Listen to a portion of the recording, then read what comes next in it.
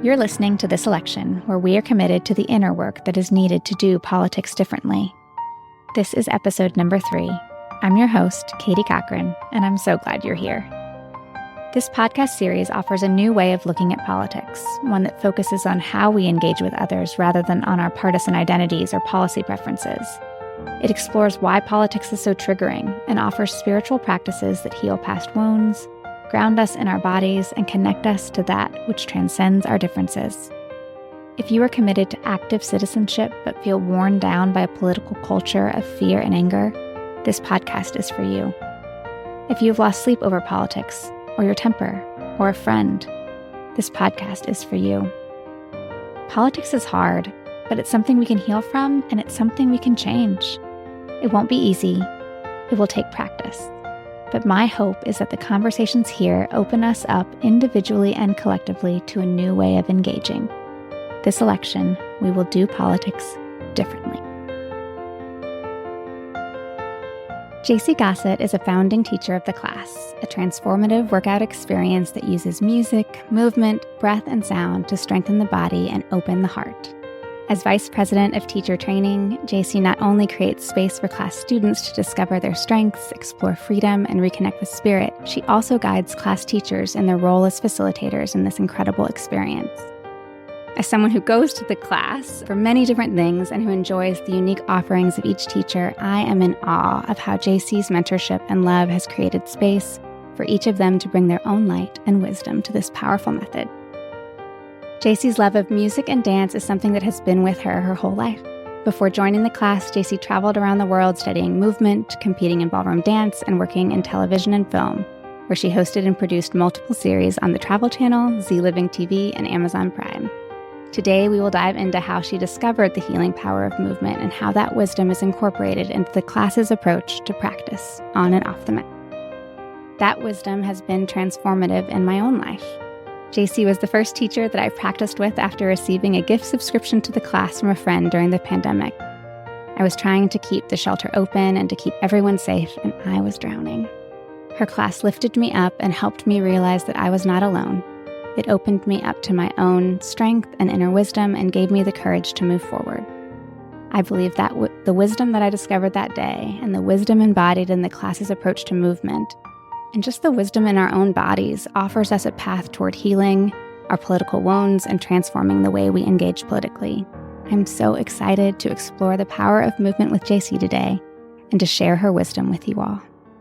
Jaycee, thank you so much for being in conversation with me today. Thank you so much. What a beautiful intro, and what a gift to be talking to you, and what a gift that your friends gave you. And I love nothing more than talking about what we do, the healing power of not just the class, but all of the practices and technologies that go into it as well, and how life-changing it can be for many, many people in different ways. I totally agree. So I want to start, though, with politics, because that's what the focus of this podcast is. And one of our goals is to really expand the definition of politics. We often think about our partisanship or what our policy preferences are, but I really want to challenge our listeners to think about politics as the way we engage with each other when we're working out our political differences. And so keeping that definition in mind, can you tell me about an early memory of politics and what that taught you about how to engage? Yeah, so my first very early memory is going with my mom to vote. And I remember the experience of like standing online and going into the little kind of curtained section with her and sneaking under the curtain, and her being very clear, like, you can't go in anybody else's section. Don't look under the curtain. It was tense and quiet, and there were people on that line and people in that room that we knew, that I knew. It was either like my friends' parents or people from school. I grew up in a very small town, a 4 square mile town called Roseland, New Jersey. So it wasn't often you went places and you just didn't know people, you knew everybody. But there was this kind of like of an energy, excitement that something was happening, but it was also infused with this tense, quiet, rigid, secretive, don't necessarily talk or make eye contact. And that was interesting for me at the time. of why we couldn't necessarily talk to people. In retrospect, when I think about it, and this is so great to go on this journey with this question as you define politics in the way that you do here, in this way to engage with others to determine what our society will be, is if that actually is what we're doing, then it really is interesting to think about how secretive it is. And if it's secretive and looking to avoid conflict, where conflict can be healthy in determining these things, we don't want to upset anybody. We don't want to be attacked. We don't want to necessarily make anybody else feel bad. And that kind of carried as I got a little bit older, learning that there were certain things you just didn't talk about or ask certain people, or don't bring this up with that person, or don't say this and expose yourself. A lot of that was rooted in fear, which makes sense because the way that we do communicate has and can cause a lot of harm. Yeah. So it would make sense why the early learnings were not to, for fear of either making somebody feel bad or you yourself being othered or not liked. I feel like that's a little bit of what it's like to go to the polling booth now. You're not making eye contact. It's just your own little thing. And that secretiveness, that like trying to disconnect from the other people around you, it leads to this tension, right? It's this unspoken tension. We're doing this hopeful thing when we vote, right? We're like engaging. We're trying to create the society we want. And yet it's this like, nope, we're just going to look down and avoid each other when we need each other so much. That's such a common experience so many of us have had. But I haven't really thought about even what just that teaches us about how society says we should engage, right? And it's publicized in a very big way. You see it all over the TV, the night of counting the votes, and all of that is very public and everywhere in the media. Yet that part of it is very isolated and loaded with a lot of interesting energy. Yeah. So the other two pieces of our project is, so one is politics and the other two pieces are trauma and spirituality. So the trauma lens is important because it helps us understand how politics has wounded us, because it has wounded a lot of us. And then the spiritual component is important because it's how we can move through that discomfort and move through that trauma to be able to still remain engaged and active. Today's episode is focused on movement as a spiritual practice. And so I was wondering if you could tell us a little bit about the role that movement has played in your own journey and when and how you realized its healing capacity. So I was very lucky. I was very blessed. My mom had me, it's great. My mom is in two of these stories. My mom had me in dance when I was very young. And I think I had a lot of energy and I loved playing sports. And she was very excited because she had a lot of boys and then had me, 4 boys before me, and then a boy after me.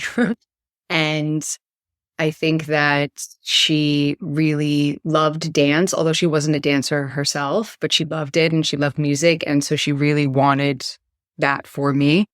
And it was one of the greatest gifts for sure that she gave me. And I often say, like, dance has saved my life so many times. Movement has saved my life. I really question mark on what would have happened for me in different seasons of my life without it. It has always been a guiding force. It has always been a guiding light. It is where I feel the most like myself. It is very much everything you said, a practice of spirituality, which that definition for me is just the process of looking in and going inward, connecting to something bigger, whatever that bigger is that you believe in, feeling the oneness of collective consciousness and the oneness of the elements, if you believe in any of that or work with any of that. But from scientific perspective, all the things that are happening in your body and your brain, it makes sense why it feels so good and how much your body and your brain really like movement and what lights up inside of you. My home growing up was chaotic. There was a lot of kids and a lot going on all of the time. And bless my mom for doing all of the things. But it was like I needed something for me, just for me, that was this thing that I could go and do and tune into and tap into to really feel some form of expansive quality or hope or belief in something. Now, you traveled around the world a ton exploring movement. Did your travels change the way you see movement or deepen the texture around your relationship with it? Yes. So again, like very young, was always really interested in all the places in the world. Like I loved the globe. I loved looking at the maps. I loved learning about culture and specifically music and dance. And there was a period of my life where I was a big fan of Anthony Bourdain. I loved what he was doing with food and showing food as a way to connect with humans, but also using food as a way to be the lens of experiencing a culture in its essence. And that was movement and dance for me. So I was very thirsty to understand how movement came to be, how dances came to be. Did one day someone just create the samba? Or what's the history of line dancing and two-stepping? I was just thirsty for all that information of how humans started to take movement in an organized way, bring it to others in a collective way, and then use it in these different ways, whether that was for performance, celebration, grief, for the seasonal changes around weddings, funerals, births, healing. And one of the things that I took away from is no matter where you go, when you are moving in that way with another human, you really don't need to understand the language. What is actually happening is not cognitive in that way where we're intellectually understanding. We're just existing in an energy conversation that is so just pure and true. Yeah, almost like it transcends language, right? And even culture a little bit. Mm. So tell me a little bit about how this wisdom about the healing capacity of music is incorporated into the class and cultivated by the class. So we are a music-driven workout. And what that means for us is we move on the beat with the beat, and we generally move as one together with the beat. That creates a sensory experience that falls into a category called entrainment. You can look at studies of animals moving to music, but as far as I know, there aren't studies of masses of mammals moving together on the beat in unison together. That's just like a human thing. But when we do that, the feelings that come up, probably all the feel-good chemicals being released from the brain, is powerful, is very, very, very, very powerful. The way we use music on the beat, the music with the move, each song opens up a portal for an emotion and an energy to process. So as opposed to just playing music in the background or maybe playing music that I personally just like, we're really curating the journey of the music and the moves to help the emotional, energetic, cathartic processing of strong emotions. I've experienced it, so I totally feel you there. What are some of the other elements of the class that enable people to process their trauma and move through discomfort? So we do a lot of hands-on body, a lot of self-regulation so that everyone can feel that they are driving the experience, and putting your hands on your body gives you a sense of safety, that where you are in space, where you are with your attention, and bringing it back to you with the agency that at any point you can just come back to this home base and stop the movement, change the movement. We do a lot of breath work, a lot of deep breathing, a lot of long, slow inhaling and exhaling. We bring in vocal release. So we're using sound on top of the breath in movement to help open the throat and any stuck energy, any unprocessed energy experiences that have found their way embedded into the body. And all of that is just another way of communication. So the movement is communicating, the breath is communicating, the sound is communicating, and that is there to help people really work it through, work it out. We ask questions to the students in the room for them to explore their experience as opposed to just telling people what to do. So if you take the class, you'll notice that there are a lot of moments where the teacher is prompting you, asking you how it feels. asking you where you feel it and guiding people somatically into places that could use a little bit of attention, a little breath, a little sound, a little bit of release, and learning how to self-regulate. Oh man, did I wish I learned this earlier in my life. Wow, did I wish that fifth grade was about this or third grade, as opposed to all the things that we did to try and not feel our feelings or take ourselves out of the pain. But for us, learning how to self-regulate with a strong emotion in an intense time of political change, as opposed to doing the things to try and take away the feelings or numb the feelings or block the feelings or sweep them under the rug, which never works. It never makes anybody feel better. I say this all the time. I've never found one healing book that says just sweep it under the rug or just numb yourself out. And that's the answer to everything.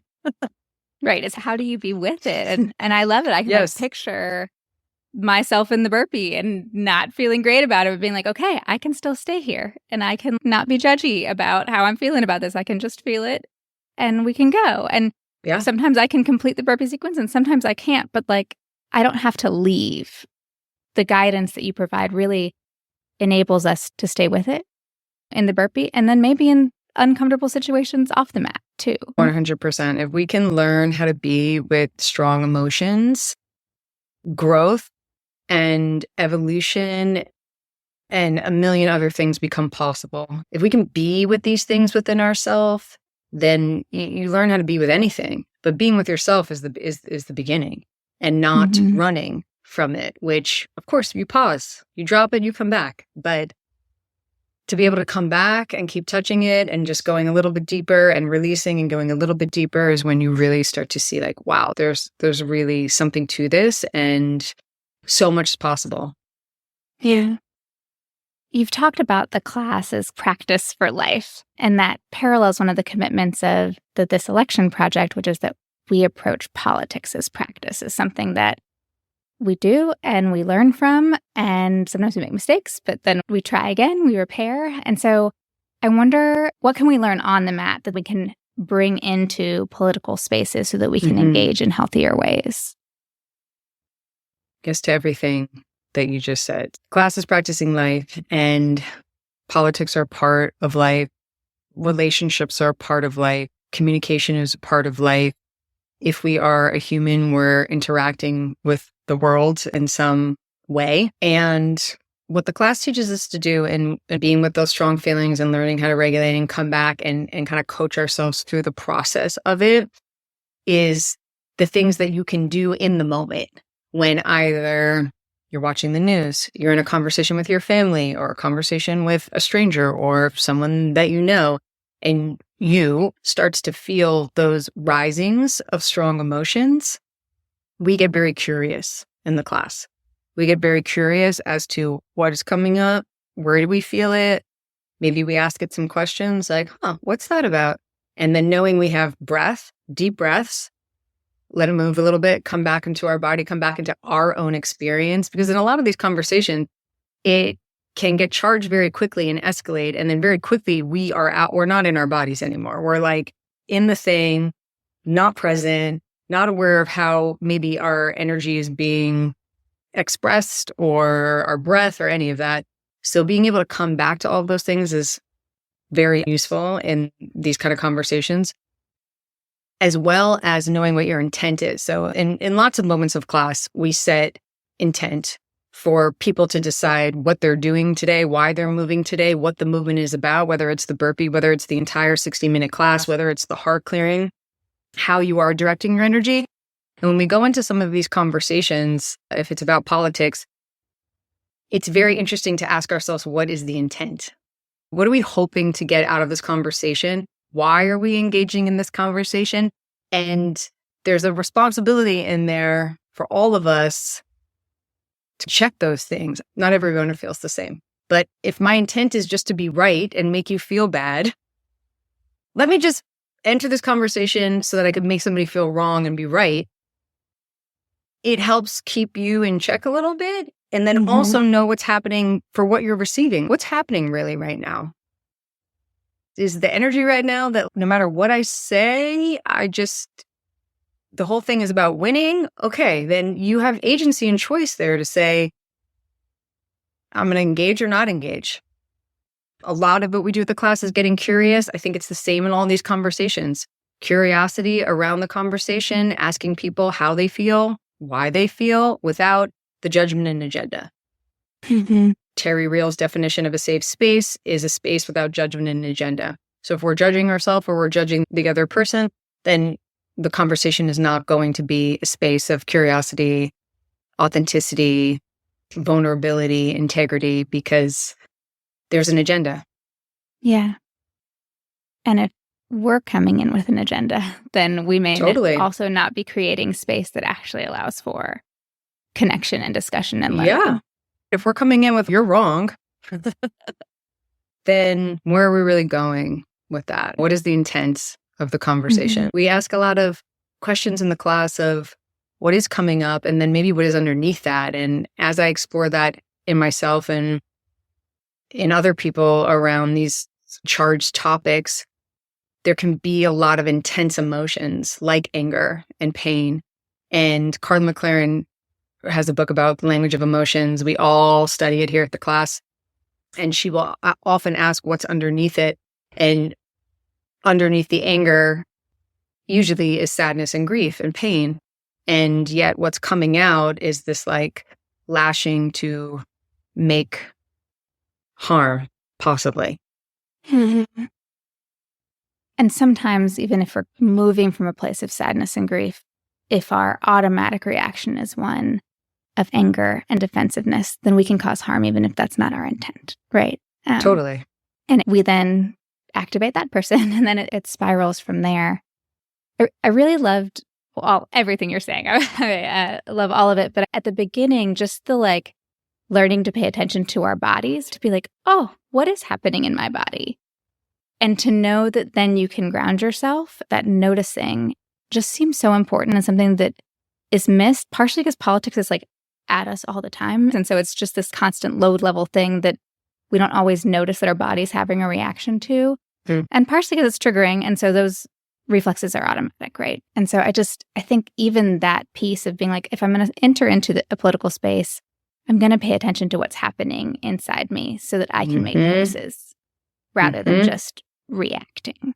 Knowing how to really care for ourselves in those spaces, because sometimes it is so deep and it can be way beyond just us. But even just knowing of, something feels fill in the blank, or I don't even know what it is. What can I do right now? What can I do about this? What can I do right now to support myself? Yeah. So on the issue of safe spaces, you teach the teachers, right? And part of what you're teaching them is how to create these safe spaces where people can deal with their trauma, where they're rewriting their narratives. And so I was wondering how you create that safety and what we might learn from that about how to create safer political spaces. So in the class, we also work a lot with a woman named Tara Tanini, who's a trauma-informed specialist.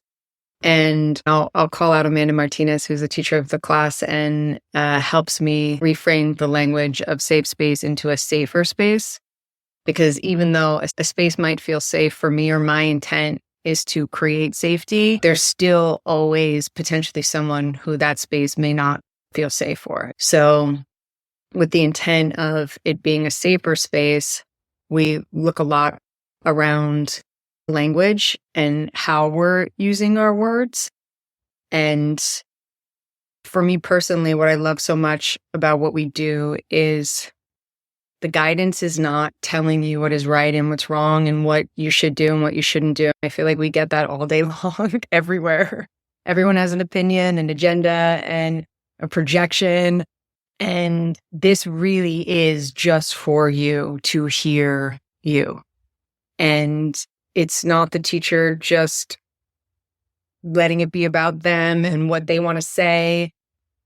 It really is for you to go in and listen and be with yourself without any you have to, you should, you must. We're very intentional about the space we take up in the room.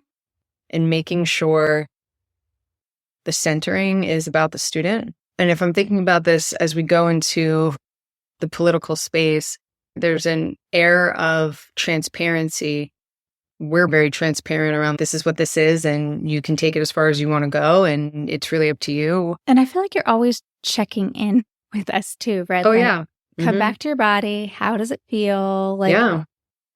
And I think maybe there's a lesson there too, right? Of we may start a conversation and it's all going great, and then whatever topic gets brought up that is super triggering for one or another person, and then all of a sudden the conversation is not okay. And you can both sense it.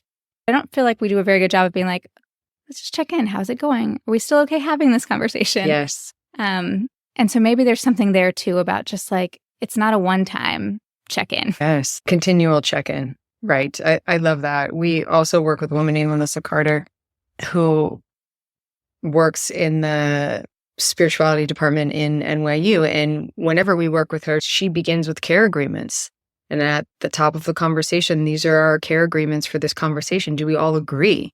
And at any point, if someone needs to pause, we're going to pause. If anyone needs to take a moment because something is coming up and we want to go into it, we're going to take a pause. And then there's usually a guardian who's checking in the conversation, noticing if it starts to get charged, that guardian can call the pause. And I know that's probably not possible to have a guardian when you're having conversations with your family. I wonder if there's times too when we can think about what role we're playing in a conversation. Like sometimes we're the one that's curious and is learning and is getting triggered or not. But maybe sometimes we do have the capacity to be a guardian and to be the one around a dinner table with multiple people just checking in and be like, hey, it seems like it's getting tense here. Or like, is everyone okay? And if we have the kind of emotional intelligence to bring that awareness of ourselves and others and can transition from participant to guardian at times, I think that can still be a service. So there's one piece of this, which is how do we create safety? And then there's the other piece, which going back to your definition, safe spaces have no agenda and no judgment. Political spaces have like a billion agendas and lots of judgment. So sometimes we're going to be entering spaces that are not safe. They're going to be charged. How do you think we can prepare ourselves to enter those spaces that we know are fraught? I am a Capricorn. I love preparing. I love being prepared for everything. And I find the preparation very helpful. Once we get to the point where things are already happening, it's too late. I did a lot of courses at the Clairvoyant Institute of Hawaii, and they teach you a lot about energetic boundaries. They teach you different tools to set your capacity and your energy of what you're willing to take on and take in before you enter a space. There's a visualization you can do about the space before you get in there, where you can just wrap it in a certain kind of texture or energy, do that to yourself, and then maybe you make your own care agreements with yourself. Okay, this is how we're going into here. I gave myself lots of time setting my capacity of what I'm willing to do and not do. Those are my personal care agreements for myself. I'm going to make sure I'm hydrated, hopefully have some food, put a plan in place when it's time to leave. If you're going with somebody, like, hey, let's just have a thing that we do when it's time to go, or someone needs a break, or we can go outside. Maybe you set your own alarm 20 minutes in, check in with yourself. How am I doing? Do I feel okay?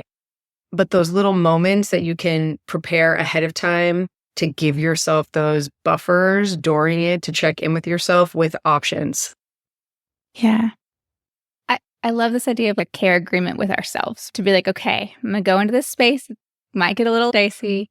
How am I going to take care of me? And what are my boundaries? Where am I going to stop? How am I going to respond? And so again, that we're not just reacting, we're implementing the plan.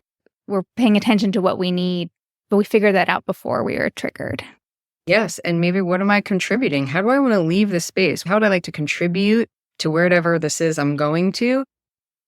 Great. I would like to create ease and peace. Okay. My job is to be in a place of cultivating ease and peace. And with those boundaries, knowing our patterns, all of us have these patterns that are very, very deep.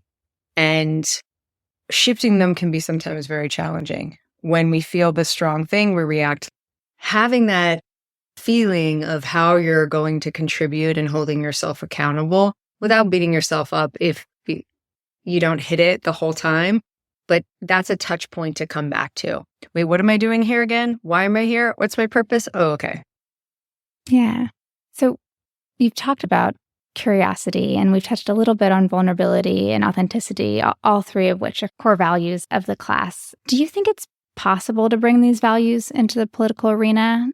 And what might be possible if we did that? I believe anything is possible. I really do. I believe in the greater good of all things. And I think that's hard work to hold all of the time, but I think it's possible.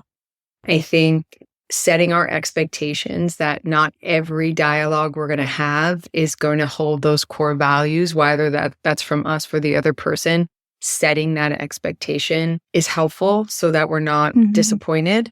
And I believe so strongly in all of the work that we do, and also am clear on the reality that not every single person in the world is also doing this. Yeah. And that's okay. Every person is playing their part in their own way. And I think there are a lot of people doing that work that are ushering in a new way. And all of these things take many generations and many, many lifetimes. Yeah. But they come. They do come. And I think that there is power in showing up differently. And so we're not going to do it perfectly. Like you said, sometimes we'll get triggered. It has to still be practice. We have to show ourselves grace. It has to be okay that we're learning how to do this. But if we try, I think there's a learning that comes from that. When you come into a room, and even if it's all charged, if one person is calm and is curious, that curiosity can be contagious, right? And that authenticity can be contagious, because I think people crave those things. Everyone doesn't have to show up that way, but a couple people showing up that way, I think, can make a big difference. I agree. I definitely agree.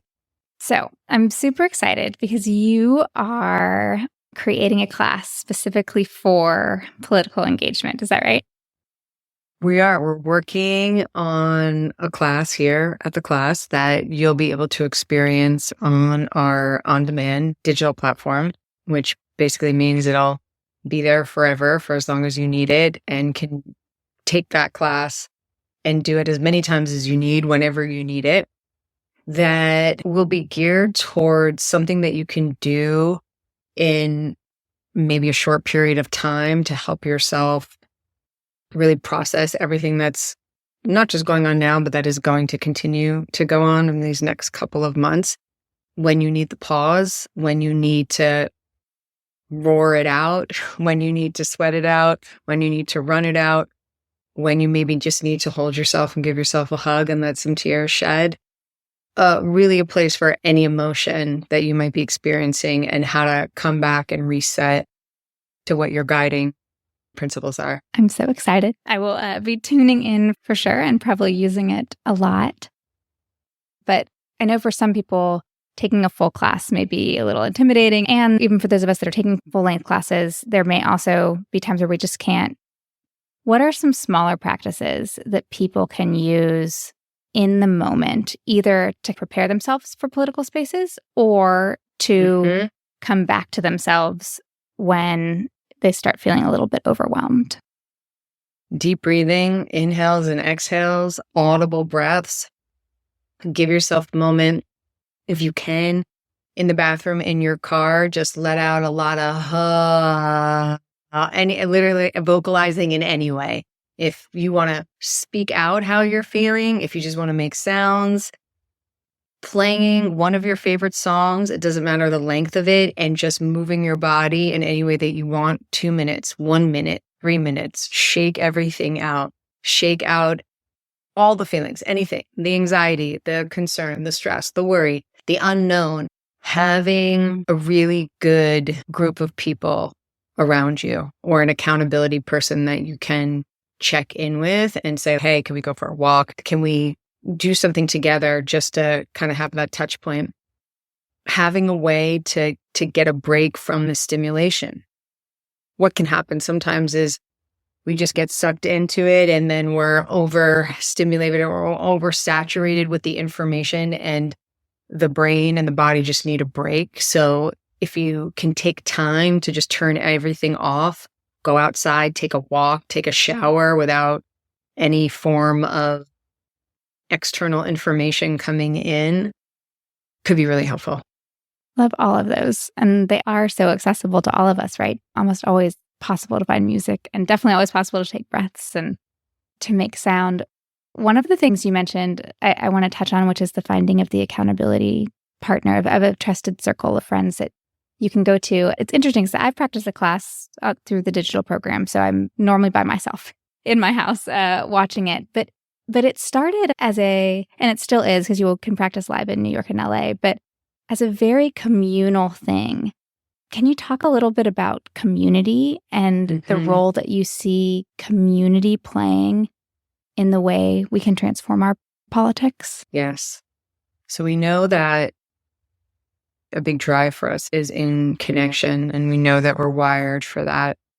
We know that there is something that happens in community that can lift our spirits. It can give us hope. It can be the moments where we realize we're not alone, and that the feelings we're feeling are not just happening for us. And we can learn a lot by watching other people go through or hear their stories. And this is why I so love your work and what you're doing here. Sharing in this way can be profoundly helpful for people to share your story and to hear somebody else's story. So, for our last question, the goal of the podcast is to empower people to engage politically from a place of hope. And so I was wondering if you could share how you're engaging this election season and also where you're finding hope. I will be teaching a lot of class. I will be being of service and support by creating the spaces that I create for as many people as I can. I myself will be taking a lot of class. I do take the class. And all of the tools and practices and things that we do, I will be putting my own care agreements in my conversations and relationships. And for the past 5 years, I've been bringing the class and also participating in something called the Nantucket Project, which happens every year.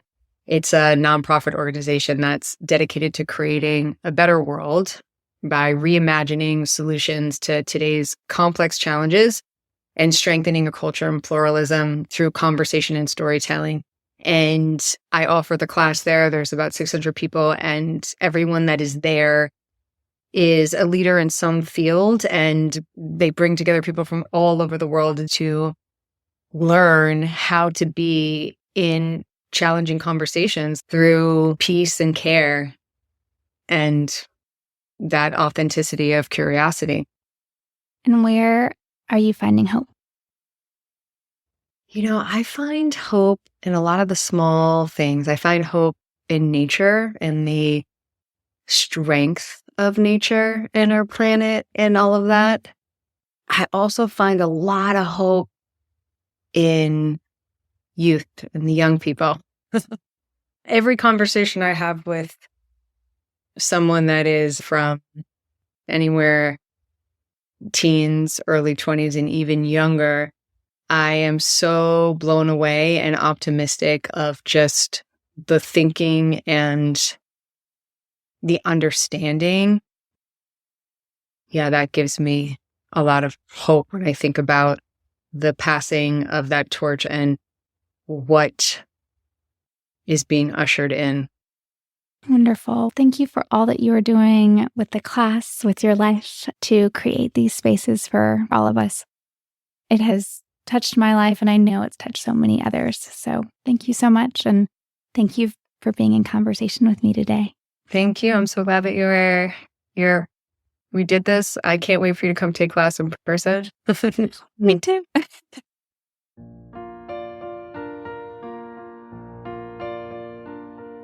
At this election, we see politics as practice, and each conversation is paired with a practice that you can take with you as you heal from and engage the political arena.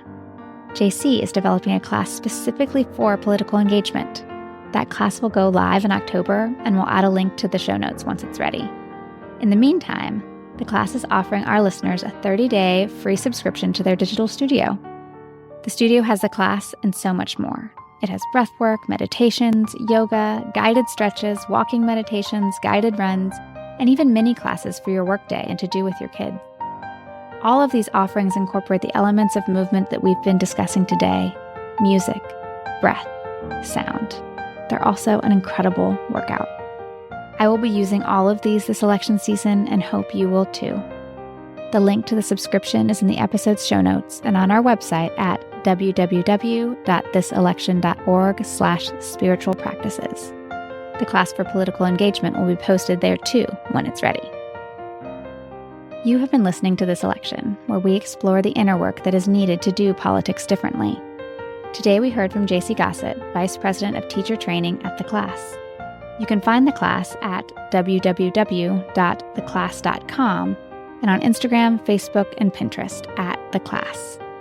Class also has a killer Spotify account with playlists that will meet you wherever you are at, including a playlist called Vote, which has great songs to get you motivated this election.